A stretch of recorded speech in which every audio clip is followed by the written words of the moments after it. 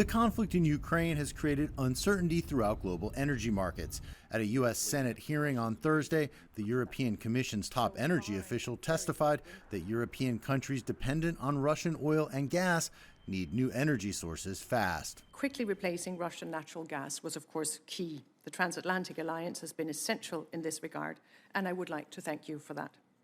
Imports of U.S. LNG almost tripled in 2022, and the United States is now the biggest LNG exporter to the European Union. And she noted the importance of renewable sources of energy. We accelerated permitting for renewable energy, and we have significantly increased the installed capacity of renewables. Russian natural gas supply to the European Union is now less than half of what it used to be. And we are working under the assumption, we are prepared for that scenario, that there would be zero natural gas imports from Russia next winter. The top Democrat and Republican senators on the Energy and Natural Resources Committee are both from fossil fuel producing states. They used the hearing to promote U.S. production of oil, gas, and coal ahead of renewables like solar and wind. Our country continues to need fossil fuels, and our allies are desperate for greater access to our resources. The reality is that the world still runs on oil, natural gas, and coal. Killing American production is not going to change that. It will just enrich our adversaries and leave America and our allies weaker and less secure.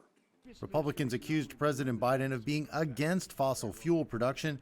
The administration argued that Biden is not against fossil fuels in the short term, but the U.S. must transition to renewables. Let me be clear.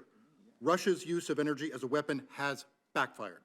It has spurred an international response unprecedented in the history of global energy cooperation, and the United States has been a leader in that response. It's clear to us that energy security and the energy transition are two sides of the same coin.